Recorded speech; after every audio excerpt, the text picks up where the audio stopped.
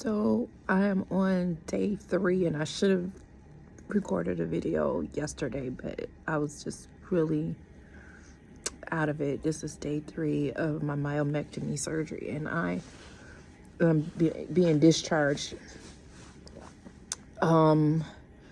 Today is rough. Today is very rough.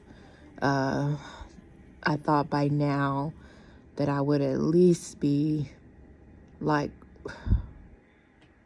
walking better, or my pain be somewhat better managed. I am in excruciating pain, and anybody that has this surgery or is considering it, I need you guys to really understand that a myomectomy is major surgery, major, and they're cutting into your uterus, sewing it back up or whatever they're needing to do to it, and then stitching you back up. So I did an open myomectomy, which means that they opened me back up in the place where I had previous C-sections. I'm actually getting ready to go home. That's why I have on my sweater. But last night was so terrible. Like, I sneezed and I felt like all of my insides was ripped open, and I cried like a baby. I have a high tolerance for pain, and so I haven't been asking for a lot of medicine, but the medicine that they have been giving me, they've been doing like God, what is it called? I'll just say hydrocodone and Robaxin, which is like a muscle relaxer, and Tylenol, I think. Yeah, and ibuprofen. So they've been trying to keep all of those pain medicines going. The hard and heavy medication every 6 hours, and like the Tylenol or the Motrin or whatever in between those hours, so that I constantly have something going all 24 hours until I can get my total pain under control. But it just still is like, when I had my C-sections with my kids, on day 3, I was at least like walking around okay. Like right now, it hurts with every step that I take. Like, my back is incredibly in pain just on one side, but my stomach is swollen. They I have staples. I think, and I talked about that on my first video. I have staples. You have to be very, very careful with this surgery. It is like I said, it's major. It's major surgery, and you have to let the healing process be the process and don't rush it. And I'm one that likes to rush the process of healing. You know, I've had plenty of surgeries. I've had weight loss surgery. I've had 4 C-sections. I've had my gallbladder removed. And each time with those previous surgeries, I have really tried to rush, because I was a lot younger, my process, of healing was faster. And I think maybe because I'm 37 now, that, my body is taking more time to do what it needs to do with healing. And so I'm trying to just remember in my head that, like, although I look young, I am getting older. I'm knocking on 40. So, yeah. But, yeah, thank you guys for all who have watched the video, the first one, about the myomectomy surgery and my journey with fibroids. I'm so happy that I made this decision to have a myomectomy over a hysterectomy. Again, I'm 37 years old, and I wanted to keep my uterus. I didn't want to go through that season of going through menopause early.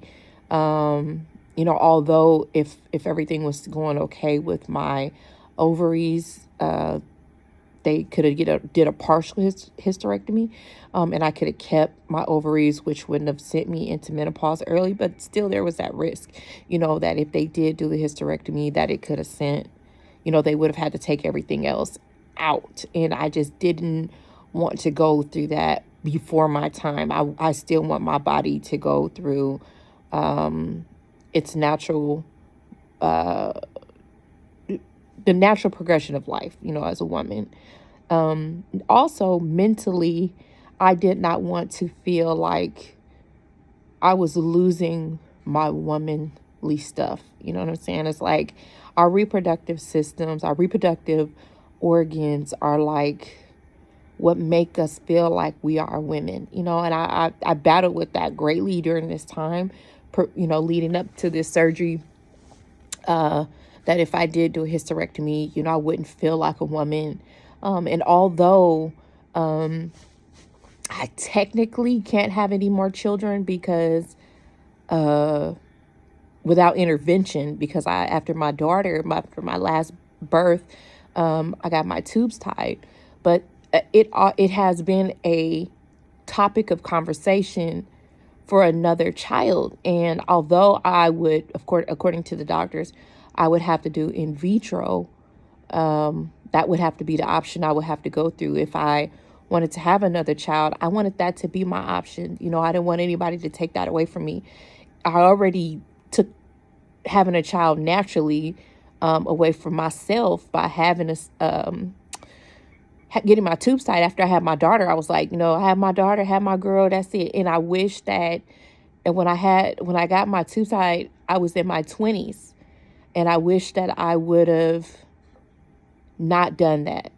I actually kind of wish, that's a whole nother topic of discussion, that I really feel like after I got my tubes tied, that just opened up a whole nother can of worms with these fibroids.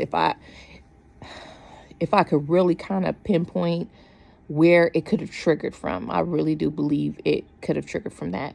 But aside from that, this is day 3. I had surgery December the 2nd. Today is Monday. Yeah, today is Monday. It's around it's about almost 9:30 here, and I'm prepared to go home. So, but my hospital stay has been great. The nurses here have been great. Shout out to Henry Ford Hospital, Macomb in Michigan. Macomb, Michigan. The staff, my doctors, everybody who was hands-on was absolutely amazing. And I will say this, that it is absolutely essential for you to do your research on the type of surgery that you want to have. Although the doctors may push for you to have a certain type of surgery, make sure that you are absolutely 100% comfortable with the decision that's being placed on the table, and advocate for yourself, educate yourself. I educated myself on the difference between a hysterectomy and a myomectomy and the different medications that they were wanting to offer. So I'm very stubborn. I'm not a pill popper. So even along when I first found out that I had smaller fibroids, they were trying to put me on a certain type of medication that was technically prescribed for people who had high blood pressure.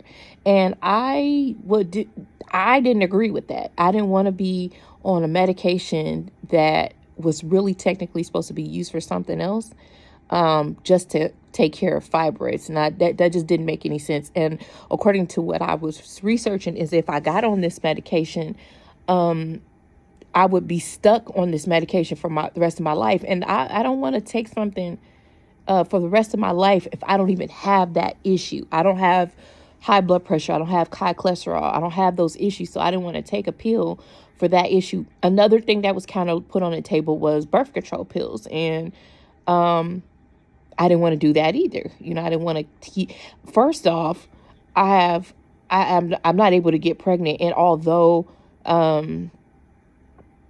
what were they saying? Although, the birth control pills would have helped with slowing down my period and making my periods lighter, it still wouldn't have fixed the problem.